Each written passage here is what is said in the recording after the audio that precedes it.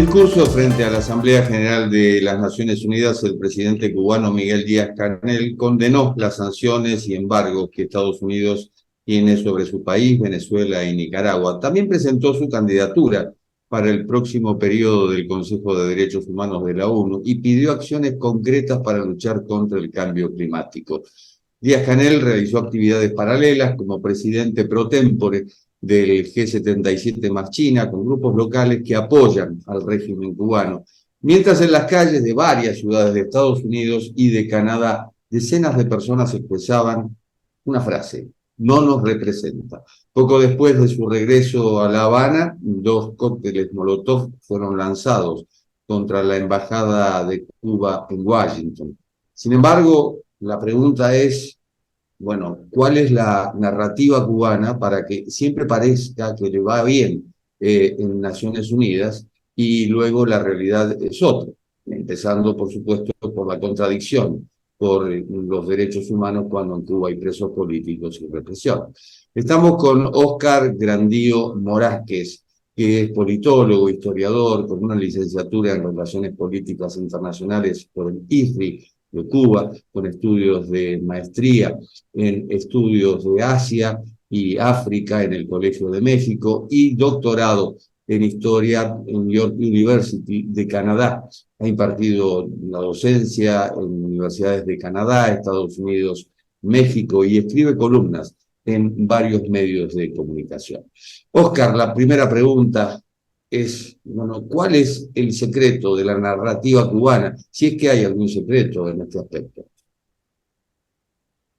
Bueno, Jorge, gracias por la invitación y antes de empezar aclaro que como no soy jurista y soy historiador, considero que para entender el contexto de la presencia y la apretada agenda de Díaz-Canel en la sede de la ONU en Nueva York o la candidatura de Cuba a la reelección en el Consejo de Derechos Humanos de la ONU o inclusive las continuas votaciones en la Asamblea General de la ONU en contra del embargo, que son históricamente favorables a condenar este embargo de Estados Unidos a Cuba, creo que hay que remontarse a la historia del proceso de cambio político, económico y social que ocurrió en Cuba a partir del 59 y que yo me resisto a llamar revolución.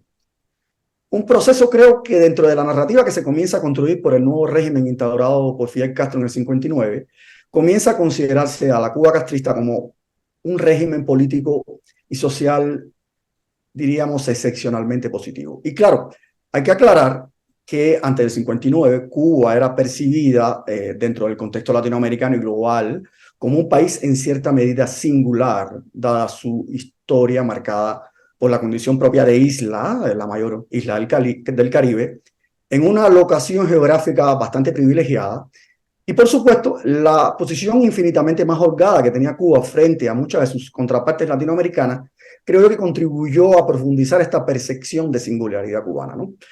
Y esta singularidad, no obstante, se contrastaba por ciertos temas que compartía con el resto de los países regionales: pobreza, distribución desigual de la riqueza, inestabilidad política y un sistema político y económico capitalista marcado por una alta dependencia externa hacia los Estados Unidos. Ahora, con la llegada después de Fidel Castro, esta percepción se modificaría radicalmente, donde lo singular se convertiría en, creo yo, en excepcional. Y el derrocamiento de la dictadura de Batista instauraría un sistema político y económico claramente diferenciado del resto del continente, ¿no?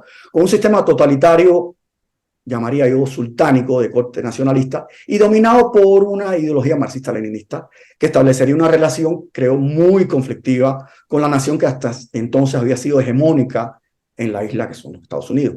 Y este nuevo régimen cubano establecería desde muy temprano una nueva relación de dependencia, y esto es clave, esta vez con una potencia extracontinental, la URSS y el universo de satélites, que si bien no sería muy diferente de la relación que había tenido Cuba con Estados Unidos en términos de dependencia económica, sí se diferenciaba radicalmente del tipo de relación dependiente que caracterizaba el resto de los países latinoamericanos.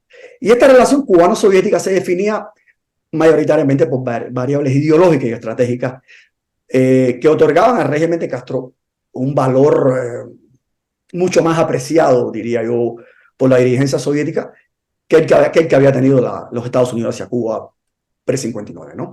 Y esta alta valoración, creo yo, implicó que los soviéticos, y esto es importante también, fueran más proclives a asumir riesgos y absorber costos en aras de mantener en el eje comunista a Cuba y alineado con la Unión Soviética. Precisamente por esto, la URSS se convirtió en un mecenas sumamente generoso que posibilitó a Cuba un acceso irrestricto a capitales, a un mercado enorme, etcétera, etcétera, que esto tuvo, creo yo, consecuencias significativas, Jorge, excepcionales para el país hasta el día de hoy.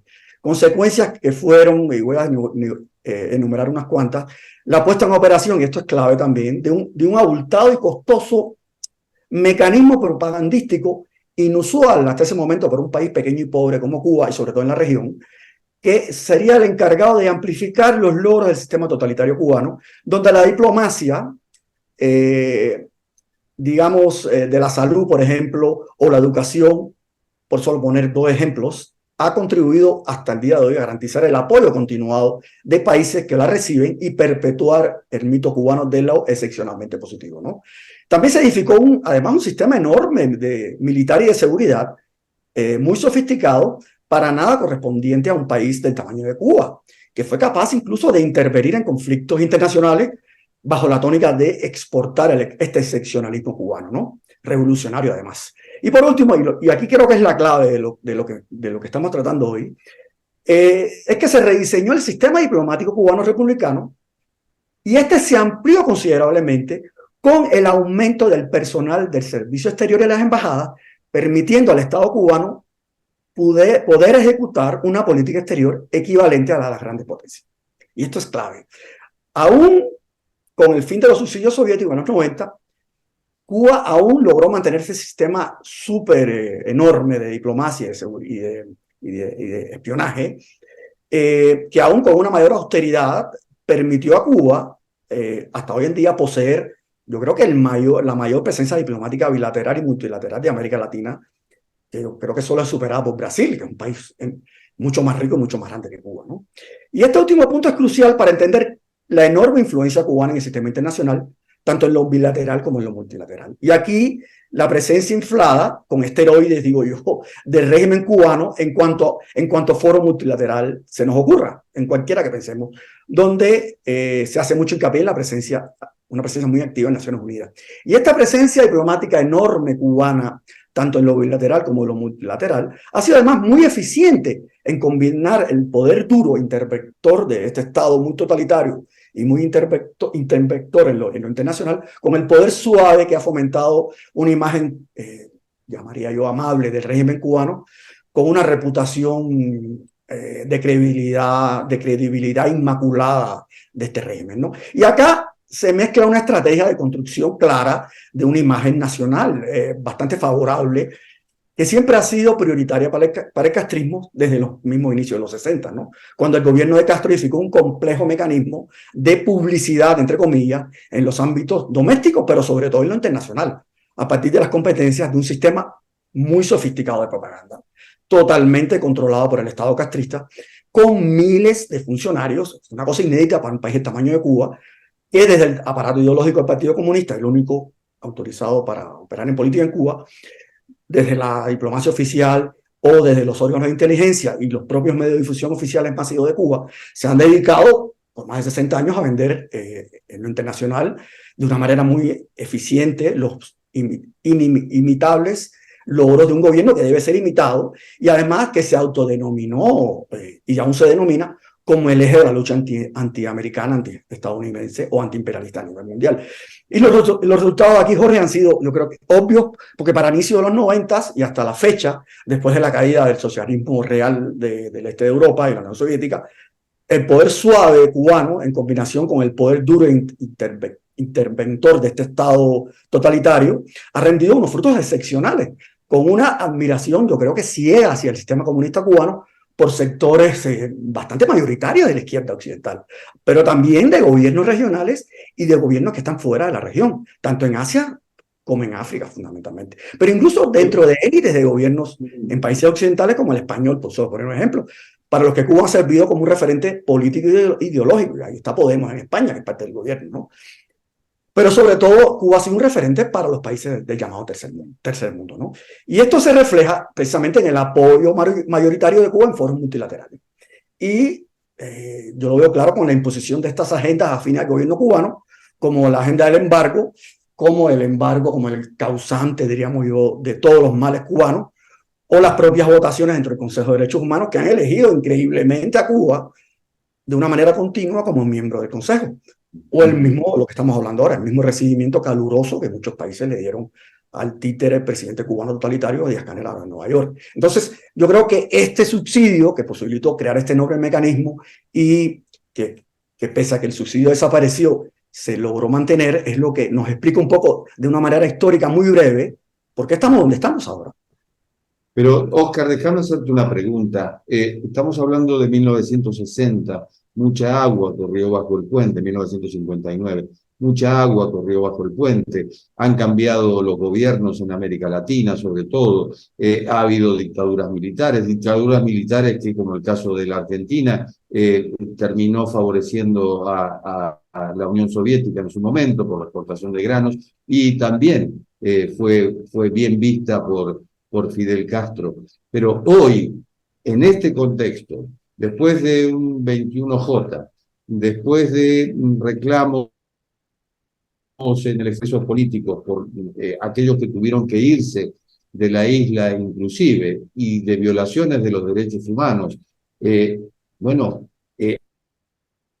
hay gobierno la bandera de los derechos humanos en su territorio, al menos la declaman, pero siguen defendiendo a Cuba. ¿Cómo se explica? Sí, es un tema difícil de entender y sobre todo después del 11J, ¿no? Porque antes del 11J existía la narrativa muy preconizada por el gobierno cubano que en Cuba no pasaba nada, precisamente porque el gobierno gozaba de una amplia aceptación popular, ¿no? Y además tenían, según ellos, tenía un gobierno, o tiene un gobierno, según ellos, que es una democracia de nuevo tipo, con un sistema que para ellos lo pintan como un sistema a seguir, con órganos derivados del llamado poder popular, donde es una democracia deliberativa, donde están presentes los grandes sectores populares que en el fondo son los que dirigen la política del país. Esto es una farsa. Después del 11J esto se cayó, o sea, el discurso de un gobierno aceptado mayoritariamente por la población ya no está. Pero sin embargo continúa la misma narrativa, como si nada hubiera cambiado, ¿no? La misma narrativa que pinta a Cuba como un país donde los derechos a la educación, a la salud, al acceso acceso directo al poder político por las masas, etcétera, etcétera, está garantizado y es una farsa. El 11J lo demostró. Ahora, resulta aún difícil de entender cómo los hechos en la práctica niegan esta propaganda, ¿no? O sea, Cuba es un país violador de derechos humanos y si antes no se sabía cómo se violaban los derechos humanos, ahora se sabe. El Internet ha cambiado todo. La sociedad cubana se está empezando a movilizar y las denuncias son continuas. Los gobiernos regionales que apoyan a Cuba no pueden seguir negando una realidad que está clara. Están los más de 1000 presos políticos en Cuba ahora, inclusive niños. Entonces resulta difícil de entender cómo un gobierno de izquierda, por ejemplo, voy a poner solo un ejemplo, de una izquierda democrática como la de Boric en Chile, por ejemplo, que ha sido muy crítico con las violaciones de derechos humanos en Nicaragua y con la total ruptura de la democracia en Nicaragua. ¿Cómo este gobierno de Boric pueda criticar a Nicaragua y pueda ser tan crítico con la violación de derechos humanos en Nicaragua y sin embargo pueda guardar silencio absoluto sobre lo que ocurre en Cuba? Y no se entiende por qué Boric no puede mencionar críticas ni siquiera menores a un régimen que no solo viola impunemente los derechos humanos de su población, sino que es parte activa en las violaciones de derechos humanos en Nicaragua mismo, con la presencia probada de militares cubanos en los organismos represivos nicaragüenses. Y no solo en Nicaragua, en Venezuela, donde existen pruebas contundentes de la participación cubana en la comisión de crímenes de lesa humanidad por el régimen de Maduro. O sea, si tú criticas a Venezuela y tú criticas a Nicaragua, ¿cómo vas a dejar fuera a Cuba cuando Cuba es parte de este eje regional de violación de derechos humanos? No solamente desde el punto de vista ideológico y metodológico, digamos, ¿no? Sino desde el punto de vista práctico, con agentes de seguridad del Ministerio del Interior cubano dirigiendo activamente procesos represivos en Nicaragua y en Venezuela. Bueno, estás en México. Por México han pasado el PRI, 70 años, el PAN y Morena. Y creo que nada ha cambiado. Y así ha pasado con otros gobiernos latinoamericanos, que tú acabas de mencionar el gobierno de AMLO, ¿no? Pero también con el gobierno de Lula actualmente, el gobierno de Petro en Colombia, el gobierno de Fernández, que muestran una cercanía que a mí se me hace muy repulsiva hacia el único régimen totalitario de la región.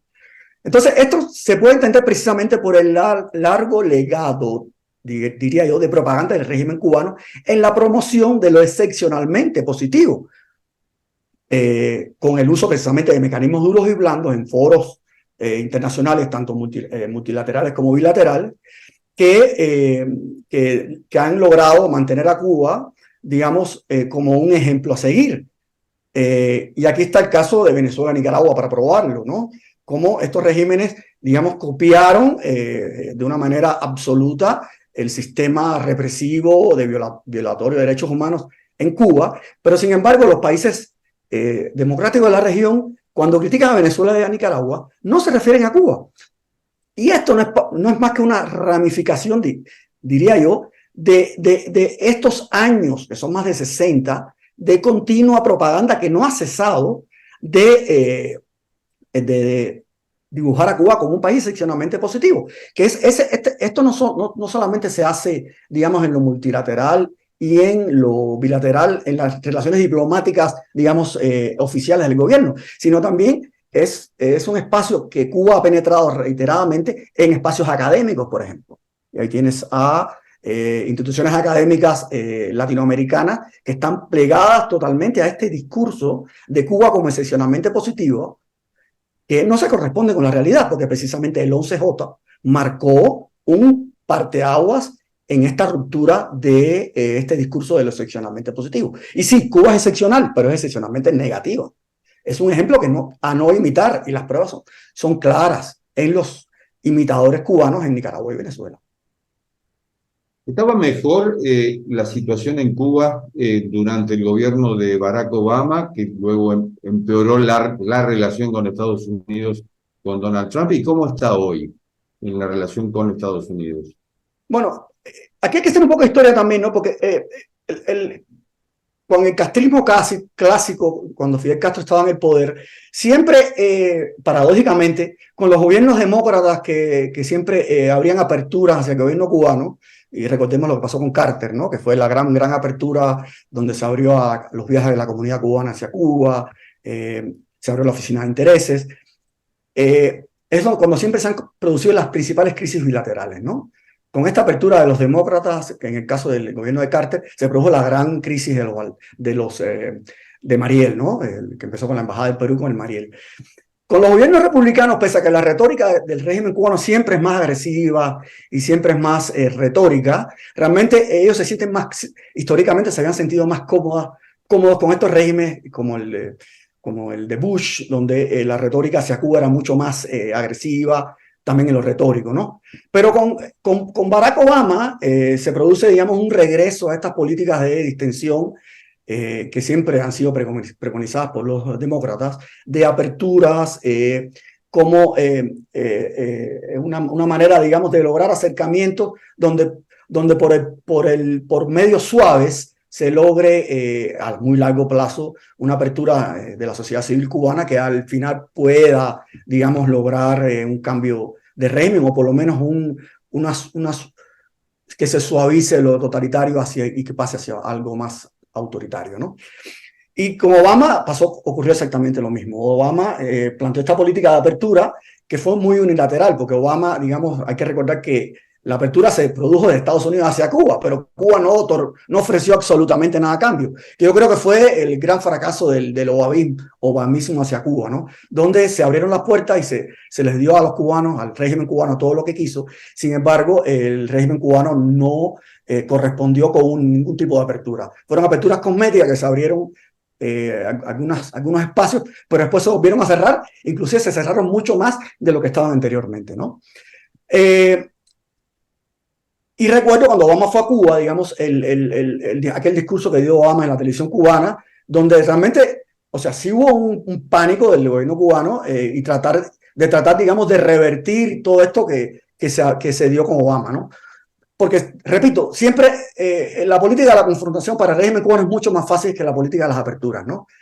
Pero, repito, el problema del obamismo fue que, digamos, que abrió sin exigir nada, ¿no? Y después viene Trump, donde viene con estas políticas que siempre de cerrazón absoluta, con una retórica muy dura hacia el régimen cubano, y realmente este es digamos, el agua en que el régimen cubano se navega con más soltura, ¿no? Porque precisamente permite elaborar un discurso de victimización que funciona mucho en organismos multilaterales, ¿no? Cuba no se toca, Cuba es víctima, Cuba sufre por el embargo es culpable de todos los males que tiene Cuba, etcétera, etcétera, que es un discurso, que es una política, que es un eje, es un pivote de la política exterior cubana, ¿no? El tema embargo, ¿no? Que en realidad sabemos que no es un embargo, es total, es un embargo parcial y muy poroso, ¿no? Hoy Cuba, digamos, importa la mayoría de los alimentos directamente de Estados Unidos. Por supuesto, hay restricciones para el pago, etcétera, pero no es un embargo real, vamos. Entonces, digamos, ahora con Obama, con Biden, yo creo que se está tratando de retomar por algunos sectores de la administración un poco la política de Obama de lograr con acercamientos que se flexibilice un poco el régimen cubano, que permita la apertura de la entrada de capitales sin restricciones, etcétera, etcétera. Pero realmente la realidad demuestra que no hay ninguna voluntad de apertura del gobierno cubano. No ha habido ni habrá. Y lo han repetido constantemente estas políticas de abrir y cerrar. Y cada vez, digamos, en esta abrir y cerrar, lo que se va cerrando cada día más es el espacio público. Las nuevas leyes que se han aprobado recientemente lo que han hecho es, digamos, cerrar aún más el espacio público ya con consecuencias dentro de lo legal muy terribles para la gente que abiertamente se atrevan a disentir en Cuba. Entonces, yo creo que no se corresponde las políticas de Biden, si tratan de imitar, digamos, las políticas de acercamientos que hizo Obama, donde no se le exigía absolutamente nada al gobierno cubano, creo que están destinadas al fracaso. Y yo creo que en cuanto al embargo, yo creo que ninguna administración, porque es imposible hacerlo, se ha planteado la posibilidad de levantar el embargo, pero la política de embargo yo creo que hay que mirarla desde una óptica un poco diferente, ¿no? No como una política de fracaso, porque si se mira desde el punto de vista de que el embargo como un mecanismo para cambio de régimen, evidentemente el embargo ha sido un fracaso. En 60 y tantos años no ha logrado cambiar el régimen. Pero yo creo que hay que mirarlo desde otro ángulo, más bien viendo el embargo como no una política para cambio de régimen, sino una política para impedir el fortalecimiento del régimen. Y yo hago una pregunta. ¿Qué pasaría si no hubiera habido embargo? ¿Cómo esas élites militares cubanas, que son sumamente ricas, y que compran y venden y que hacen negocios con el mundo entero, ¿en qué posición estarían estas élites si no existiera el embargo? Si tuvieran, digamos, libertad total para invertir, para mover capitales, para atraer capitales. Esa es mi pregunta. ¿Qué hubiera pasado si no hubiera el embargo? Yo creo que a partir de acá, yo creo que las administraciones estadounidenses deben, las que sean republicanas o demócratas, deben plantearse el embargo no como una política de cambio de régimen, sino una política de evitar que se fortalezca un régimen que hoy por hoy constituye un peligro mayúsculo para la seguridad nacional, no solamente de Estados Unidos, sino de Occidente. Y estamos viendo el tema con Rusia, ¿no? Entonces aquí la dejo. No sé si respondí la pregunta, pero... Respondidas todas las preguntas, Oscar. Ha sido muy amable. Muchísimas gracias. No, gracias a ti por la invitación. Y esto ha sido Cuarto de Hora, el programa de Cadal TV, estos 15 minutos y monedas de cada semana. Nos encontramos en la próxima.